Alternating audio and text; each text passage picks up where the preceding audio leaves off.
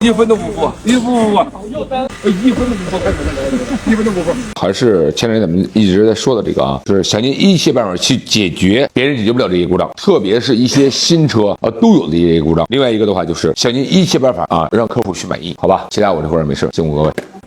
哎，就这个吧，我听见了，来，红刀，就这个，我看到，我去啊，你看红刀，我去，这么大动静了。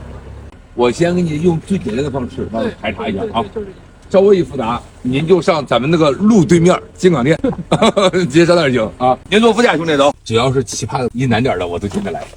好像第二脚就不会，它只有切换档的第一脚才会，好像是这样。再找两家规矩啊，这两个规矩大概就知道你的事儿。对，就是这个，就这个吧。哎，你有了吧？对，就是这个，就是这个，就是这个。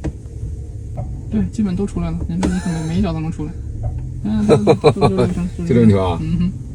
对，行，知道什么问题了？知道了。我不去4S店是为什么？他们试半天也不一定试得出来，到时候又跟我说这拆那麻烦，没准您这就调一调解决，万一呢，对不对？对。有的时候我知道出厂，他一般问题不会太大。对。我们早上我特地又开会说，越是新车，越是有问题的，必须想尽一切办法给它解决掉。来，再来。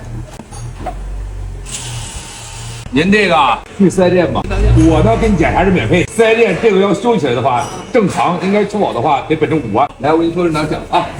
故障点已经确定，您这样摸着这个东西，拿手搭着就行，没关系，安全的。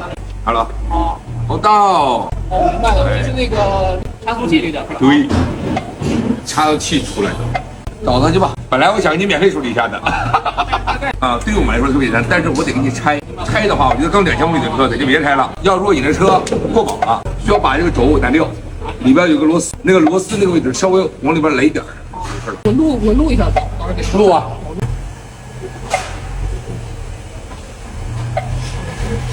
行了，不用说了，找他就行了啊。我能给你做到精准判断到底是哪儿。北京的路虎是吧？有事啊找二哥，追求路虎，专治路虎的各种一代大征。好嘞，慢着啊，哎。